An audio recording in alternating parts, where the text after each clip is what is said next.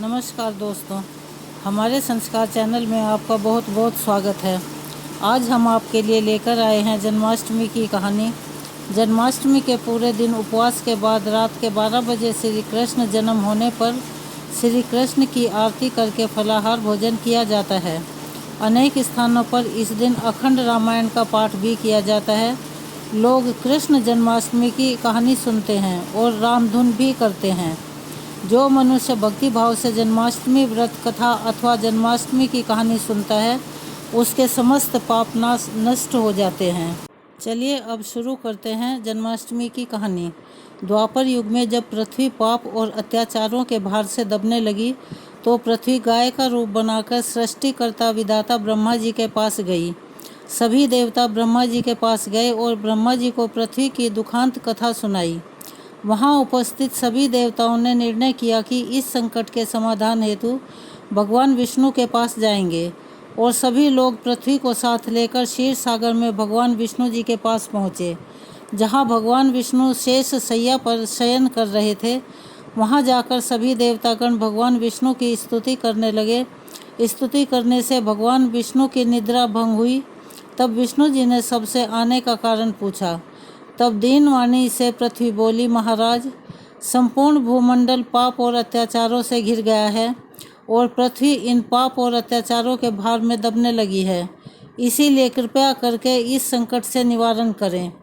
यह सुनकर भगवान बोले, मैं ब्रजमंडल में वासुदेव गोप की पत्नी कंस की बहन देवकी के गर्भ से जन्म लूँगा। इसीलिए तुम ब्रजभूमि में जाकर यादव कुल में अपना शरीर धारण करो। इतना कहकर भगवान विष्णु अंतर्ध्यान हो गए और देवता तथा पृथ्वी ब्रजभूमि में आकर यादव कुल के नंद, यशोदा तथा गोपियों के रूप में पैदा हुए। इसके बाद कुछ दिन ऐसे ही व्यतीत हो गए। वसुदेव नवविवाहित देवकी तथा साले कंस के साथ गोकुल में जा रहे थे। तभी अचानक भविष्यवाणी हुई कि हे कंस, जिससे को तू अपनी बहन समझकर अपने साथ ले जा रहा है, उसी के गर्भ से 8वां पुत्र होगा जो तेरी मृत्यु का कारण बनेगा। इतना सुनते ही कंस तलवार उठाकर देवकी को मारने के लिए दौड़ा। तब वसुदेव ने कहा, कंस, यह औरत बेकसूर है और बेकसूर स्त्री को मारना उचित नहीं है। इसीलिए जब भी देवकी के गर्भ से पुत्र जन्म होगा, मैं पैदा होते ही तुम्हें सौंप दूंगा। आपको कौन मारेगा? कंस ने उनकी बात मान ली और वसुदेव तथा देवकी को ले जाकर जेल में बंद कर दिया। जब भी देवकी के पुत्र होता तो कंस उन्हें मार देता। देवकी के 7 पुत्र मारे जाने के बाद 8वें गर्भ की बात कंस को मालूम हुई। इस बात का पता चलते ही कंस ने देवकी और वासुदेव को विशेष कारागार में डलवाकर पहरा लगवा दिया।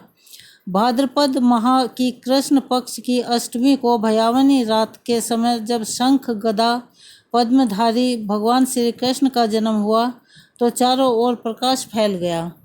लीलाधारी भगवान की यह लीला देखकर वासुदेव और देवकी उनके सामने हाथ जोड़कर खड़े हो गए।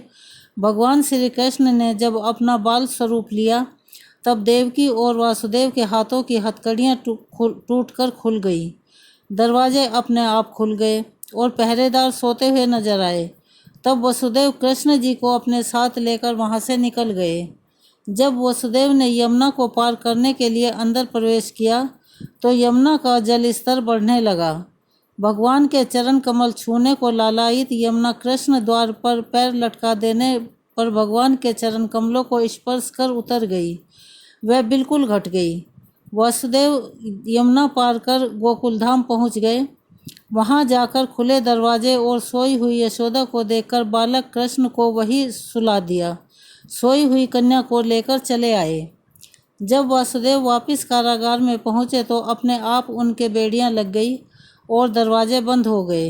दरवाजे बंद होने के बाद वहां सोए हुए पहरेदार भी जाग गए। हथकड़ियां लगने के बाद कन्या रोने लगी।